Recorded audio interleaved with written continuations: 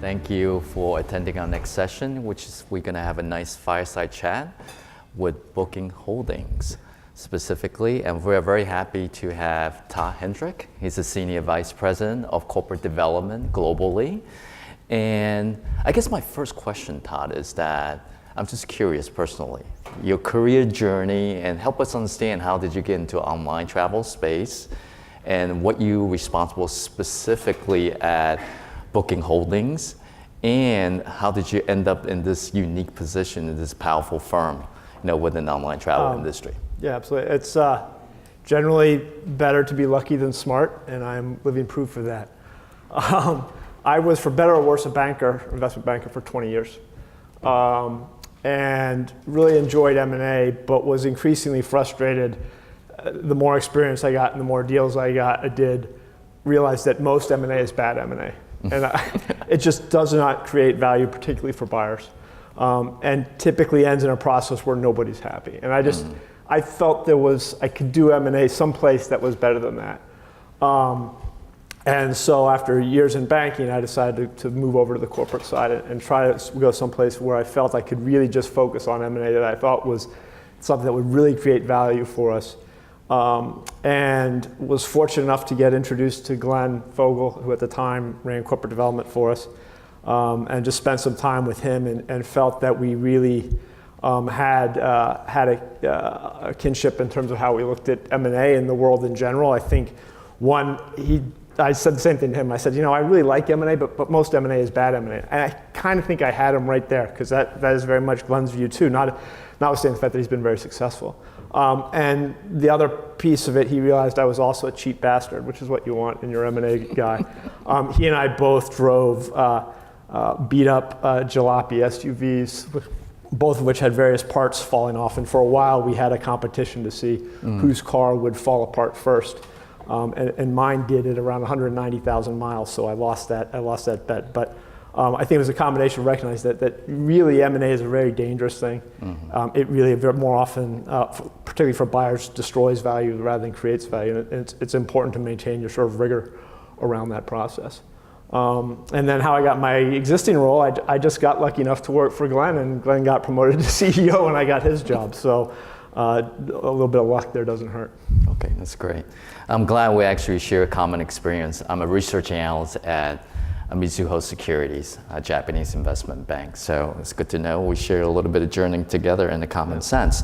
Now, there's clearly a lot of things going on in the OTA space, right? We kind of want to parse out the conversation in three parts. One is talk about the shift in marketing from online to TV. That's a little bit interesting. And we're also going to talk about some of the new business that Booking is getting into at this point in time, especially in alternative accommodation, and also some of the new opportunity your company is pursuing in going into China outbound business, going to attraction business, and expand into transportation business as a whole.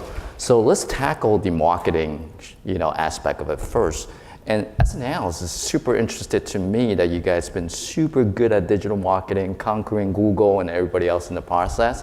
And this big shift to offline advertising, maybe in an analyst's eyes, kind of the reversal of the process a little bit, and help us understand why you're doing it and what kind of success you're seeing in the marketplace. Look, I wouldn't call it a big shift. I think it's a continuing evolution of how we market to consumers. And for years and years, we were able to ride the wave of sort of the shift from offline to online and Google's massive surge of usage. And we realized how to leverage that very early on in the process and rode that wave and continue to ride that wave.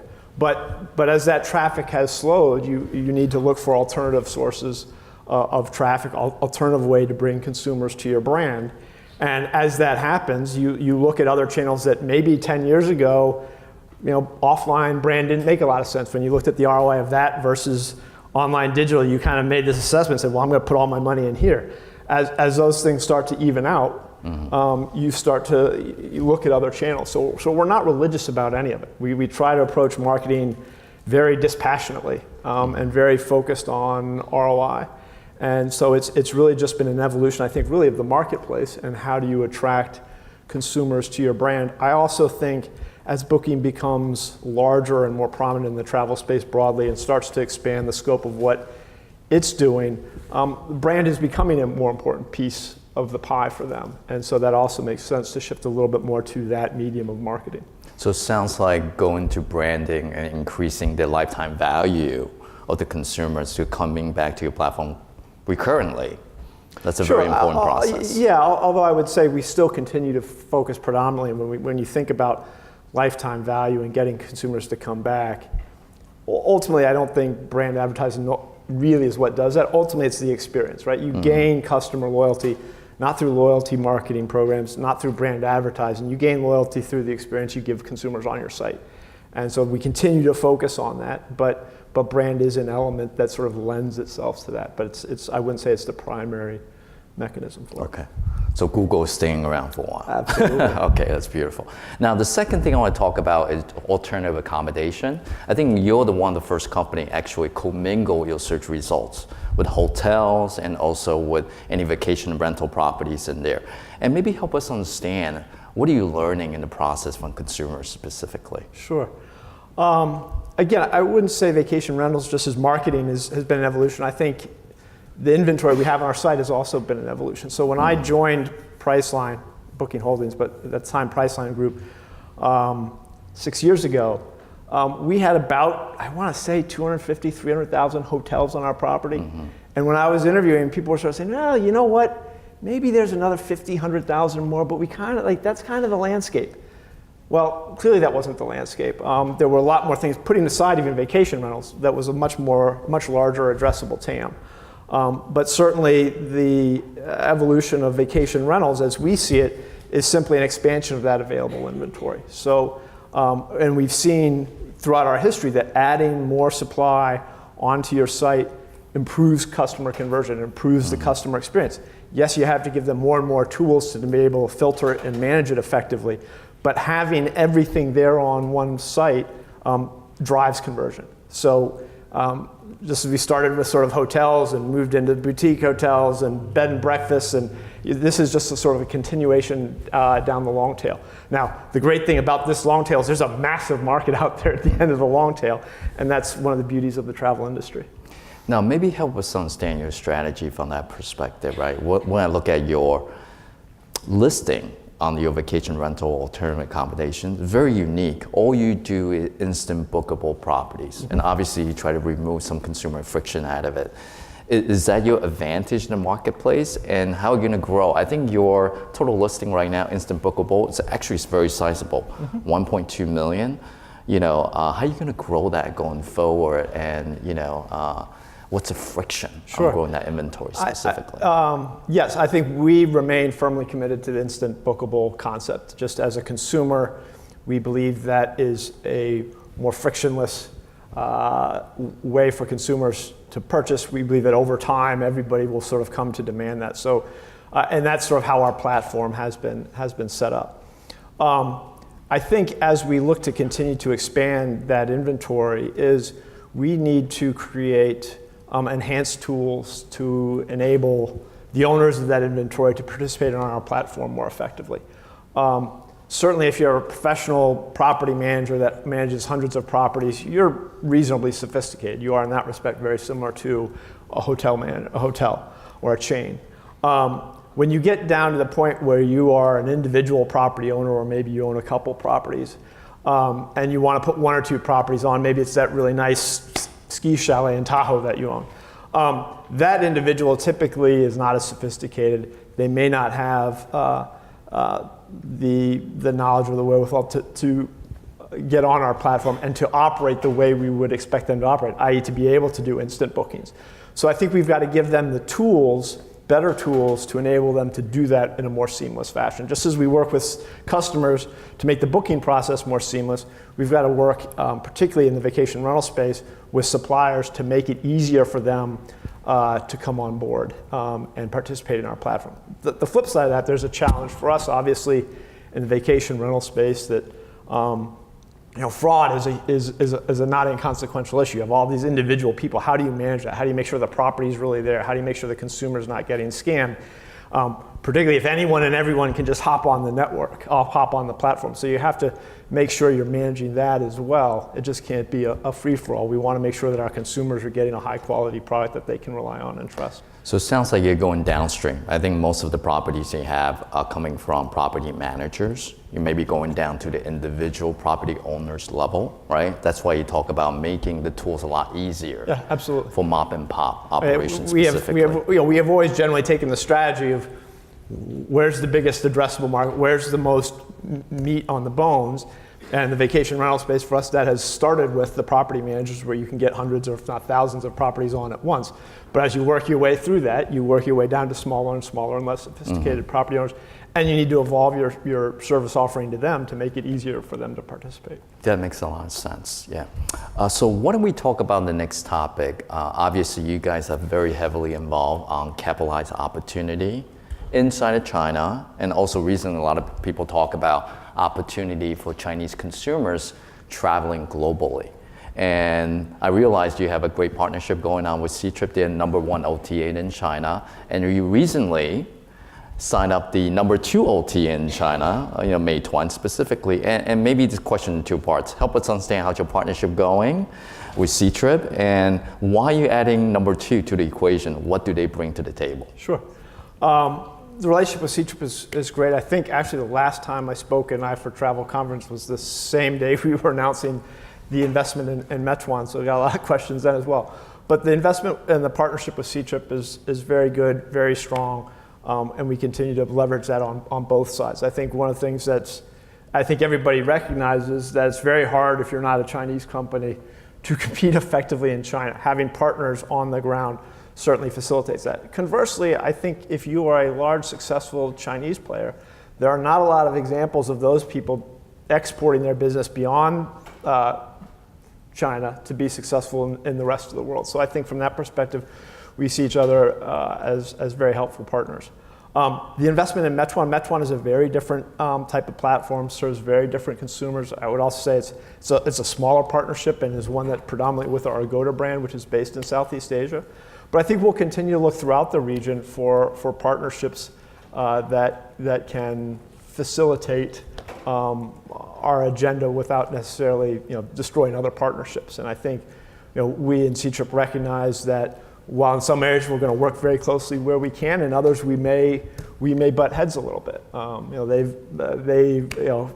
Before they for example have invested in acquired Skyscanner, right? A European meta that competes directly with Kayak. That's just the way of the world. We don't expect them to change how they compete, and we're not necessarily going to change how we compete, but we'll look for areas where we can work together, and I think there are a ton of those opportunities that still exist for both of us. I also noticed you got quite a bit of sizable operations inside of China that you can leverage. You do have connection directly with the Chinese consumers. You have properties at scale globally. Is that another source of growth, maybe going organically in China, absolutely. Or leveraging partnership makes more sense? No, I think we have and we will continue to do both. I don't think we're just going to throw up our hands and say, hey, we can't do anything in China. I think we've demonstrated that we can be reasonably successful in China. We're clearly not the leader. Ctrip is there, and one of the unique things about travel is that a tremendous portion of it is inherently cross-border. So it's not like you're going into China, maybe like some other brands are, and saying, hey, I'm going to be successful in China just with a product in China. In travel, you've got people going outside of China, so they need to rely on your global network, and you have non-Chinese looking to go into China. So there is an advantage for us in the travel industry being able to perhaps compete in China perhaps better than some other products might. So we're going to continue to drive that forward, but we recognize just trying to do it on our own, we could probably enhance or improve our probability of success by partnering with others. And I think it works the other way as well. So my last segment of questions really going and talk about the diversification of your business, adding more products to the mix. Obviously, you've been very successful in accommodation business. You continue to grow through alternative accommodation. Maybe talk about the transportation business, attraction business. Maybe from a framework perspective, how do you want to build this business? Does partnership make sense, or does it build organic make sense? And also another question that I have, sorry for the multi-part question as an analyst, occupational hazard here. How do you think about building a user experience that allow them to buy multiple product all at the same time through the mobile phone? Sure. What kind of challenge does it pose, and how do you want to kind of execute that specifically? I'll try to cover them all. If I don't, remind me. Broadly, if you've heard Glenn Fogel speak recently, we used to be very much focused on taking friction out of the hotel booking process, make it a great experience, have great prices, have great availability and great content, and making that as seamless and as frictionless as possible. I think fundamentally we recognize that that competitive advantage at some point has diminishing marginal returns, and when you do that, people start to catch up. So how do you continue to expand your competitive advantage? How do you get people to come to you because they've realized they have a better experience with Booking.com than anybody else?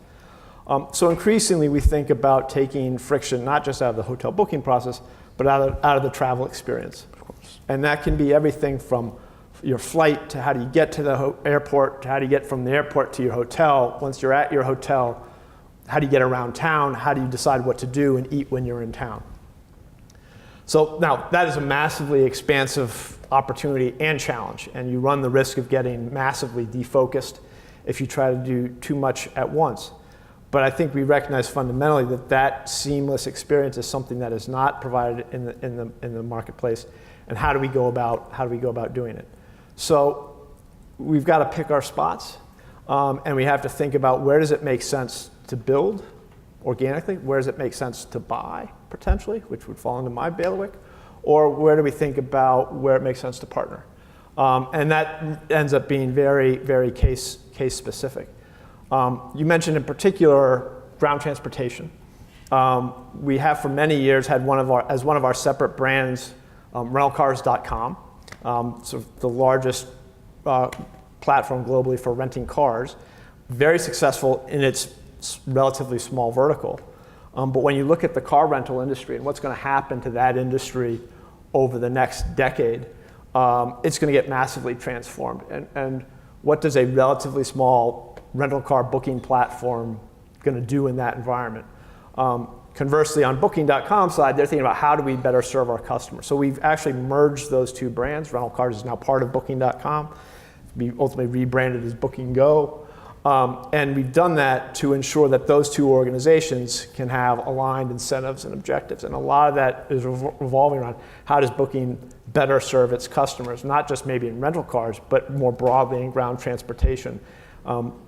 Booking Go has a platform called Rideways, which is all about pre-booked ground transportation. Now, we're not going to try to go and be the next Uber or Lyft. That would be foolish, but we will look to partner with suppliers in various markets, and sort of just as we've done with C-Trip in sort of a mutually beneficial way. Mm-hmm.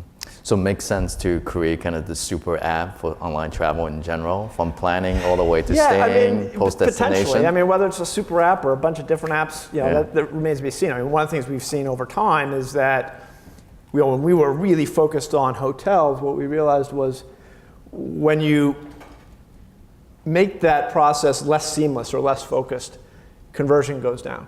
And the hotel business is probably one of the best businesses in travel. So to distract somebody from booking a hotel room with, hey, do you want to rent a car? Right. Yeah, you might be able to rent a lot more cars, but it really might impact conversion of your hotel. So there's a balance to be made and some experience for us to generate. How do we best make this process seamless for consumers so that we both continue to deliver on our core value proposition, which has historically been making it easy to find and book accommodations, to helping people, I guess the tag word we're using increasingly is helping people experience the world, but in a way that doesn't screw up, so to speak, the existing funnel and customer experience. So how do you balance those two? When do you offer them the rental car? How do you offer them the rental car or the ground transportation? Is it in two separate apps? Is it in follow-up emails? There's a lot for everybody to figure out in that world. I'm sure you guys are super good at A/B testing, so I'm sure you'll figure that out pretty soon. Okay, good. We do have time for 2 questions here specifically. So anybody has a question over here, please raise your hand. Maybe you got a mic go around specifically. Anybody? Off the hook. I think there's one question up there, and then I'm getting messages that we need. Okay, maybe Susan, I can't see what the screen is. Can you read the question for me, please? Yeah. I can. Thank you so much. So the question is, I know from the outside, do you see Google search spend by booking higher or lower in 2019? Oh, I don't know. I have no idea. I would assume it's going to go up. It always has. There's no reason. If the traffic's there and the ROI is there, we'll continue to spend. That sounds like a Wall Street question. Yeah, we got an investor over here somewhere hiding. Okay, great. Any other questions, Susan, here? That's the only one up there, and Okay. the powers that be at I4Travel are saying time for a coffee break. So Okay, awesome. I do want to thank you, James, and of course you, Todd, for being so generous and sharing some of the future plans and ideas and insights that Booking has. So thanks so much for sharing it with us today.